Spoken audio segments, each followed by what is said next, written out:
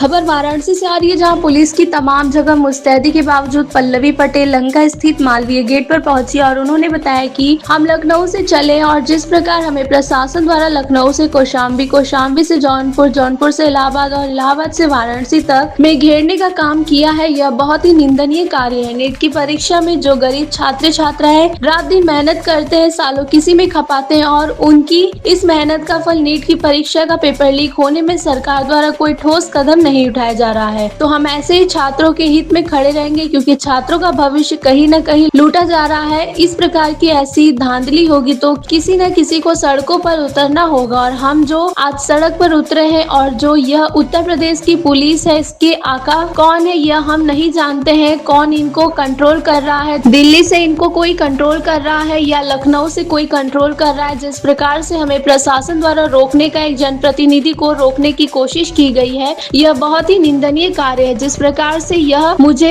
पकाने का कार्य कर रहे हैं, अगर किसी मुस्तादी से नीट की परीक्षा में लोगों को पकड़ने का कार्य किए होते तो शायद यह नीट की परीक्षा का पेपर लीक नहीं हुआ होता और इस देश के लाखों छात्रों का भविष्य अंधेरे में नहीं होता। वाराणसी से धनेश्वर साहनी की रिपोर्ट।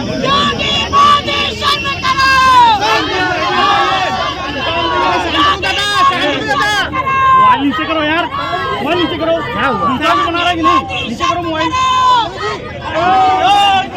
रोड के लिए परमिशन ये सरकार नई बातें बताती है। हमने बाकायदा लिखित सूचना अपने लखनऊ केंद्रीय कार्यालय से दी। यदि आप सब लोग को भी सूचना मिली तो बिना सूचना अगर आना होता तो पल्लवी पटेल कभी नहीं आती। पल्लवी पटेल जब भी आती है, अपना दल जब भी सड़कों पर उतरता है, पूरी सूचना दे करके, विषय बता करके उतरते हैं, क्योंकि हम चोरी छुपे काम नहीं करते। ये आम जनता का सवाल है और आम जनता का सवाल उठाने के लिए गांव गरीब से जुड़े हुए जो लड़के नौजवान पढ़ते लिखते हैं, महीनों खपाते हैं, सालों संघर्ष करते हैं, अगर उनके अवसर लुटेंगे, उनका भविष्य लुटेगा, उनकी शिक्षा लुटेगी, धांधली होगी, तो सड़कों पे किसी न किसी को तो उतरना होगा।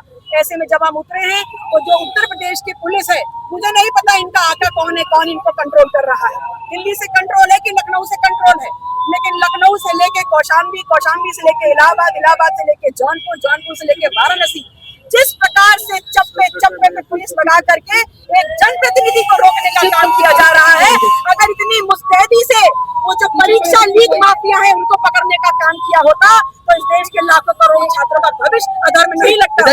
पुलिस का ये भी कहना है कि परमिशन नहीं है, हम कार्रवाई करेंगे। पुलिस को जो कार्रवाई करनी उससे हम नहीं करते, वो करे कार्रवाई। दीदी 4000 कार्रवाई, वो कार्रवाई तो कर रहे हैं कि एक जनप्रतिनिधि आपको सूचना दे करके एक जनप्रतिनिधि के कार्यालय पे अपनी मांग पत्र शांतिपूर्ण तरीके से मार्च करके देना चाहता है, तो आप हमारी मुखबरी करा रहे हैं हमारी सुरक्षा अधिकारियों से। अगर आपको ऐसी मुखबरी करानी है तो आपकी सुरक्षा आपको मुबारक। दीदी 4 पदयात्रा करेंगे आगे? मैं बिल्कुल प्रयास करूंगी कि मैंने जो अपना वचन दिया है मैं उसको पूरा करूँ। क्या लगता है नीट की परीक्षा 21 तारीख को होने वाली है, इस बार क्या सब कुछ सही होगा, आप उम्मीद करती हैं?